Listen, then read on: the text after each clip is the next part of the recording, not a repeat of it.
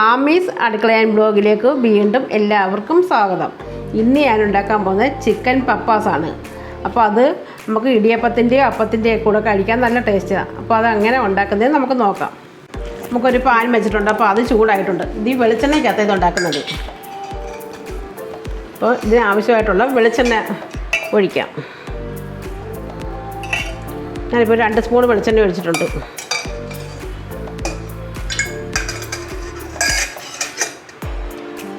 അപ്പോൾ അതൊന്ന് ചൂടാകുമ്പോഴത്തേക്ക് 2 വെലി ലീഫ് ശകലം, 2 കഷ്ണം ചെറിയ കഷ്ണം പട്ട, 2-3 ഗ്രാമ്പു, 2-3 ഏലയ്ക്ക, പിന്നെ വലിയ ജീരകം, ഇത് ഇത്രയും കൂടെ കൊണ്ട് കൊടുക്കാം.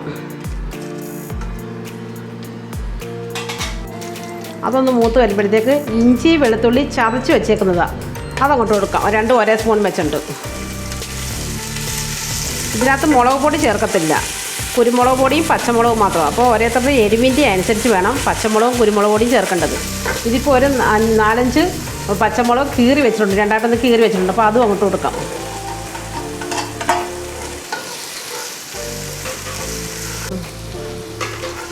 അതിൻ്റെ എല്ലാ പച്ച മണം മാറുമ്പോഴത്തേക്കും നമുക്ക് അതിലോട്ട് ഒരു 3 സവാള ചെറുതായിട്ട് കനം കുറച്ച് അരിഞ്ഞ് വെച്ചിട്ടുണ്ട്. അപ്പോൾ അതും അങ്ങോട്ട് കൊടുക്കാം.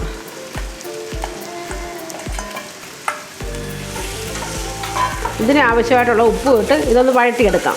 ഒരുപാട് അങ്ങ് വഴണ്ട് പോകണ്ട.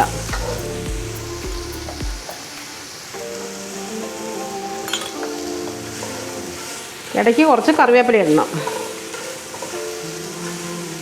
ഇത് ഇത്രയും വാടി വന്നാൽ മതി. ഇതിലോട്ടൊരു 3 പൊട്ടറ്റോ ഇതുപോലെ ഒരുപാടങ്ങ് ചെറിയ പീസാക്കണ്ട, അതും അങ്ങോട്ട് അരിഞ്ഞതങ്ങോട്ട് കൊടുക്കാം. അതും ഇട്ടൊന്ന് വാടി കഴിയുമ്പോഴത്തേക്ക് നമുക്ക് ഈ കൂട്ടത്തിൽ തന്നെ ചിക്കനും ഇട്ട് കൊടുക്കണം. ഇതിപ്പോൾ ഒരു 800 ഗ്രാം ചിക്കനേ എടുത്തിട്ടുള്ളൂ. ചിക്കൻ ഇതിന് ഒരുപാടങ്ങ് വേണ്ട. കഴുകി വൃത്തിയാക്കി വെച്ചേക്കുന്നതാണ്. അത് ചിക്കൻ തീരെ ചെറുതാക്കിയിട്ടില്ല, കുറച്ച് വലിയ പീസായിട്ടാണ് എടുത്തേക്കുന്നത്.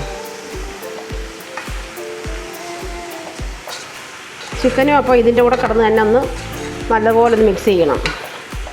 ഇതിനകത്തൊക്കെ 1 ടൊമാറ്റോ അരിഞ്ഞ് വെച്ചിട്ടുണ്ട് നീളത്തിൽ. അപ്പോൾ അതും അങ്ങോട്ട് കൊടുക്കാം.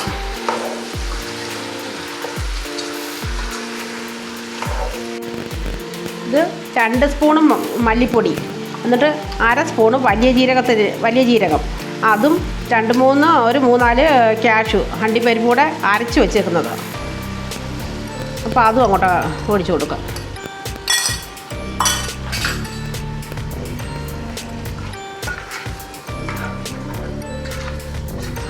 ആ മല്ലിപ്പൊടിയുടെയും ആ പെരുംജീരകത്തിൻ്റെയും ഒക്കെ ആ പച്ചമണം ഒന്ന് മാറുന്നിടം വരെ ഒന്ന് വഴറ്റണം. ഇനി നമുക്ക് ഇതൊന്ന് അടച്ച് വെച്ചൊന്ന് വേവിക്കാം. ഒരു 5-6 മിനിറ്റ് ഒന്ന് അടച്ച് വെക്കാം. ഇടയ്ക്കൊന്ന് ഇളക്കി നോക്കണം. നമുക്ക് തുറന്ന് നോക്കിയിട്ട് ഇളക്കാം, നന്നായിട്ട് ഇളക്കാം. ഇളക്കിയിട്ട് ഇതിന് ആവശ്യമായിട്ടുള്ള കുരുമുളക് പൊടിയും ഇടാം.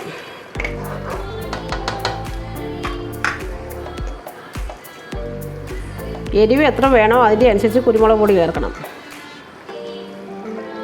ഞാനിപ്പോൾ ഒരു 3 ടീസ്പൂണാണ് കുരുമുളക് പൊടിയും 1 സ്പൂൺ ഗരം മസാലയും കൂടെ ചേർക്കുന്നുണ്ട്.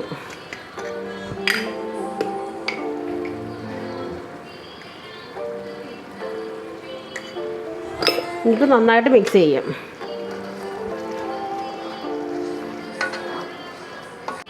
ഇതിനകത്തോട്ട് വേണ്ട കുറച്ച് കട്ടി തേങ്ങാപ്പാൽ അതും അങ്ങോട്ട് ഒഴിച്ച് കൊടുക്കാം. അപ്പോൾ ഈ സമയത്ത് നമുക്ക് എത്ര വെള്ളം വേണോ അപ്പോൾ അതിൻ്റെ അനുസരിച്ച് തേങ്ങാപ്പാലിനകത്ത് വെള്ളം ഒഴിച്ച് എടുക്കുക, അല്ലെങ്കിൽ ചൂടുവെള്ളം ഒഴിക്കാവൂ.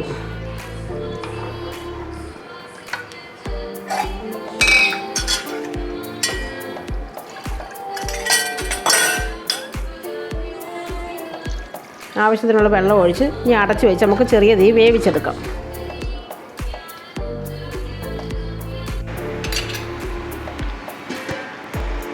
ഇത്രയും വറ്റിയാൽ മതി. ഞങ്ങൾക്ക് ഇച്ചിരി ഗ്രേവി വേണ്ടതുകൊണ്ട് ഇപ്പോൾ ഞങ്ങൾ നിർത്തുക, അല്ലെങ്കിൽ കുറച്ചുകൂടെ വറ്റണമെങ്കിലും വറ്റിച്ചെടുക്കാം. നമ്മുടെ ചിക്കൻ പപ്പാസ് കറി റെഡി ആയിട്ടുണ്ട്. അപ്പോൾ ഇനി ഇതിലൊന്ന് താളിച്ചൂടെടുക്കാം. ഒരു പാൻ വെച്ച് ചൂടായിട്ടുണ്ട്. അപ്പോൾ അതിലോട്ട് 1 സ്പൂൺ ഓയിൽ ഒഴിച്ചിട്ടുണ്ട്. അതൊന്ന് ചൂടാകുമ്പോഴത്തേക്ക് കുറച്ച് ചെറിയ ഉള്ളി അരിഞ്ഞത് അതൊന്ന് മൂക്കട്ടെ. കടുക് വേണ്ടവർക്ക് കടുക് ഇടാം. ഇത് ഞാനിപ്പോൾ കടുക് ഇടുന്നില്ല. അപ്പോൾ അതിലോട്ട് 2 പച്ചമുളക് കീറിയതും ഒരു 2-3 വറ്റൻമുളക് ചെറുതായിട്ട് മുറിച്ചതും,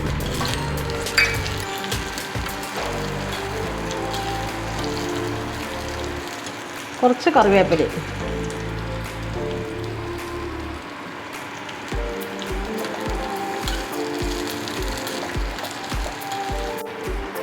നമുക്ക് അതൊന്ന് മൂത്ത് വരുമ്പോഴത്തേക്ക് അതിലോട്ട് കുറച്ച് കുരുമുളക് പൊടിയും കൂടെ ചേർക്കണം.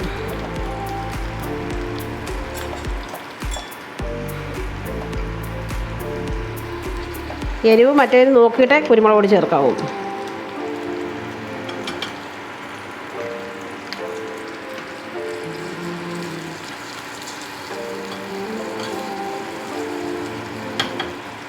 ഇനി ഗ്യാസ് ഓഫ് ചെയ്യാം. ഇതിലോട്ട് ഒഴിക്കാം. ഒഴിച്ച് ഒന്ന് അടച്ച് വെക്കാം. ഇനി നമുക്ക് അതിലോട്ട് കുറച്ച് മല്ലിയിലയും കൂടെ ഇടാം. അപ്പോൾ നമ്മുടെ ചിക്കൻ പപ്പാസ് കറി റെഡി ആയിട്ടുണ്ട്. നല്ല ടേസ്റ്റുള്ള നല്ല പപ്പാസ് കറി റെഡി ആയിട്ടുണ്ട്. ഇടിയപ്പത്തിൻ്റെ കൂടെ ഇന്ന് ഞങ്ങൾ കഴിക്കുന്നത്. അപ്പോൾ വീഡിയോ കണ്ട് ഇഷ്ടപ്പെട്ട എല്ലാവരും ഒന്ന് ലൈക്ക് ചെയ്യുകയും ഷെയർ ചെയ്യുകയും ചെയ്യണം.